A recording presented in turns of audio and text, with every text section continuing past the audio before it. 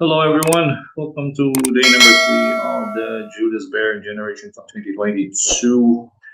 And there's no drama in this round, no drama for today. So we're just here to enjoy chess, especially from the man himself, Magnus Carlsen, who leads the tournament after day 3. He was almost perfect today, except for that one draw against Vasily Ivanchuk, where he was also winning in the game. Let's check it out. He started off with a win against Ivan Saric. Again, typical of Magnus. We have this endgame. He has two bishops against two knights. Yeah, this is black to play in this position, and all of a sudden, Saric simply blundered with knight c7. Oh, no, of course, Magnus will never miss, and just simple removing the defender on d7, and b6 is gone. So takes on d7, takes on b6. After knight e6 is b5, pass pawn, king d3. King cannot step on c5. If knight checks on c5, the king will just go c4. And then here, black had to play f5, king c4, takes, no counterplay. g5, h5, not allowing the knight to jump into g5. Play g4 again, taking care of g5, taking care of c5, what to do.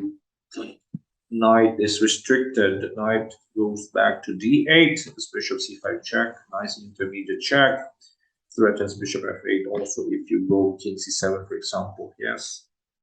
And also king d5 by the way. King d5, bishop f8, king takes e5, that is too much. So black played king e6, but oops, b6.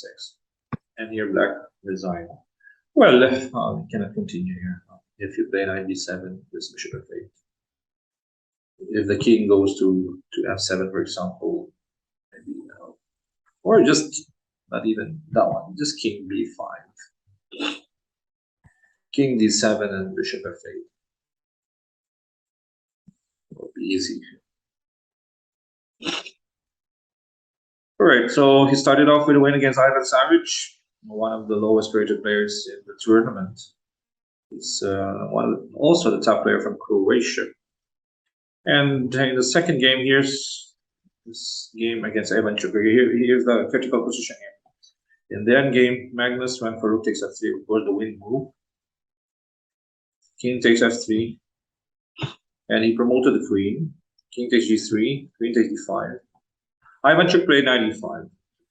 And here, Magnus went for the pawn. Simple queen b3.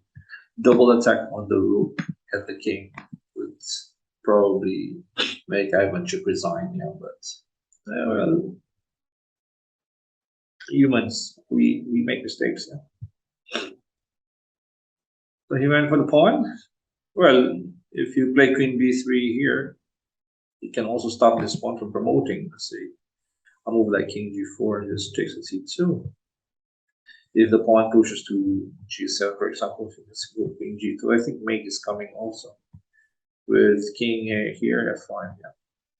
You allow the opponent to promote, and queen h2, king goes to g5, and queen h5, mate, or even queen h6, mate.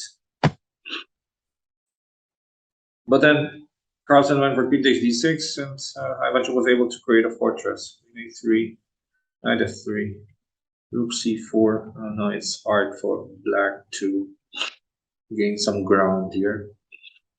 All right, nice knight. And when the knight is beside the king, it covers all the checks. Yes, no checks from the queen.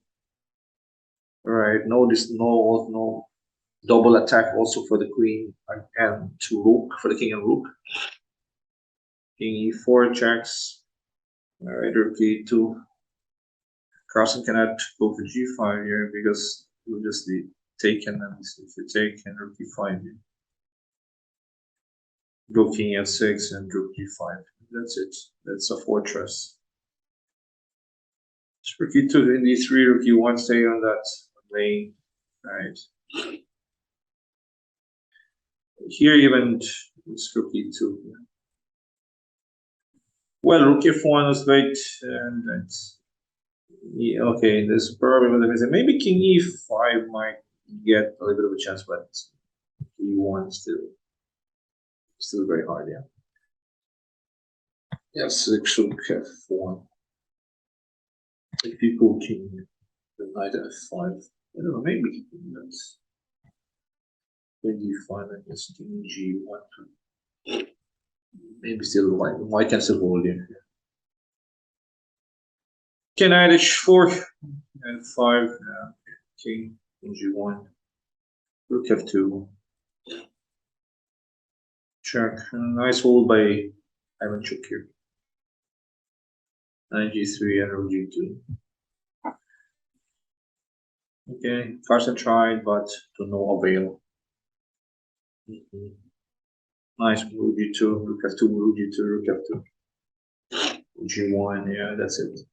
That's it. Took like how many moves here? 100 and okay. Oh, there's no harm in trying though. 122 moves. Long. Okay, I think it was a 50 move rule from no, G4. Yeah, from G4. I think this is the final move, the pawn. Yeah, to 122. It's a 50 move rule. Yeah, from 72 to 122. So it's 50. Game is a draw. But Carlsen could have won, yeah, if he played Queen B3 earlier. And then against Duda, okay, the critical moment was when Carlsen played E5. Duda thought that he could win the bishop with A6. He probably he takes F6, yeah, miscalculated as well. She takes F6 and Queen E2 threatens E6 here. He played King H8, Queen takes E6, Knight into D5. Okay, the Knight protects F6. The bishop is trapped, but this bishop D7, after rook C7, Knight E5, and this is the move that Duda has missed. Machine like Carlsen. No, we don't want to make another trouble. The machine like move, yeah. If you take on E5, of course, it's going to be checkmate somewhere. Queen takes E5, King G8, rook takes E7. Let's take a look at this line. Queen takes E7, bishop E6, you go King F8, for example, Queen H8, King into E7, bishop E4, King goes to D6, for example, Queen E5, King goes to C6, rook C1, and Knight C3, rook C3 mate. Yes, that's the mating net. Duda took the rook on C1, and the intermediate check on F7, King G7, rook takes C1, Queen F4, rook E1, rook G8, Knight into D6, threatens the bishop, threatens E8, and also rook E4. And Duda resign. Okay, one last check. Maybe King C1, King H2. But how do you prevent rook G4 to G8? Okay, let's take a look at rook F8. And let's say rook F8, but rook G4. There's a nice move here, Queen G8. Yummy! Okay, and the smothered mate on F7.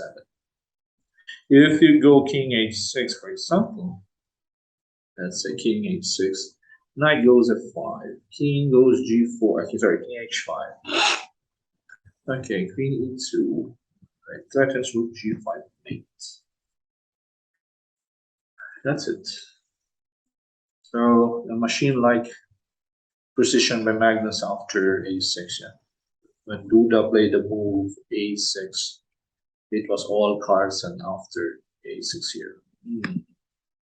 Starting E takes, Queen E2, precision, bishop D7, and the move knight E5. That was the winning move, knight E5. Okay, and then he played in the last round of the day, the veteran Boris Gelfand, who played the World Championship against Anand before and lost. Okay, in this position, it was equal. Gelfand could probably just play here h3 and he's fine. Yeah, two knights. Okay, well, black has active pieces, but nothing much because if you push e4, the knight will decentralize. Knight e4. Yeah. You know what can we do? Okay, maybe black also will go for h6 here, and then do some waiting moves like king h2, king h1. But Gelfand being one of the oldest players, as we age, we tend to make wrong calculations. Yeah, and our mind doesn't work that well at the age. We miss many things, especially in faster time controls. In classical games, we still can use our experience, but in a rapid game, it's not so easy, and it's also online. Yeah. So after knight c4 here, no, Magnus just simply played queen d3 because Gelfand probably thought that he could take here on e5, but there's knight e2. If you go king h1, then knight g3, just covered attack on f1, it's game over. So he went back knight d2, but there's knight e2 check after king h1, e4, breaking the connection of the two knights. Yes, Gelfand played knight g5 and then rook c2. Oops, fork. After queen e5, just rook takes. There's no mate. You play queen b8, rook and queen on the same line. So queen b8, thanks to the rook, protects the queen. B's up. Bye bye. So it was business as usual for Magnus Carlsen on day 3, without the drama. Thanks to the players, yeah, and we've seen good games. I think if the players just concentrate on playing chess, it would be good for everybody. I don't want to hear all this cheating accusations and all that. Just play, yeah. Even if your opponent cheats, let him do the bad thing. I mean, at the end of the day, it's his loss, not yours. Yeah? Whether he wins it in a good way or in a bad way, that's him. If he does it in a bad way, of course, then people will never look at his games and never watch his games. He will regret it in the end, yeah. But to accuse without evidence also is really bad, yeah, because Hans Niemann is just trying to survive and using his talent also in chess to survive as a person. Yeah. And that's how he lives. He lives and breathes chess, and it's giving him, the good things. Yeah, it's feeding him and his family. So if you like ruin his reputation, will he be invited in the next tournament? And that will be bad for the guy as well. Well, if there is really sound and whatever strong evidence, then we could ban the guy. Yeah. But if there's none, it's just too bad. Yeah, and it's not helping chess, and it's not helping community as well. Just play chess. Let's just play the game, enjoy the game. Yeah, win or lose doesn't matter. We love the game. We're passionate about this game. This is our own way of inspiring people by playing chess. So continue playing it without the drama. So that's it. Magnus Carlsen leading day 3 of the Julius Baer Generation Cup 2022. Thank you once again for supporting our channel, Charles Nash Chess and Charles Nash Entertainment on Facebook and YouTube. This is Coach Oliver. Stay safe, everyone, and bye.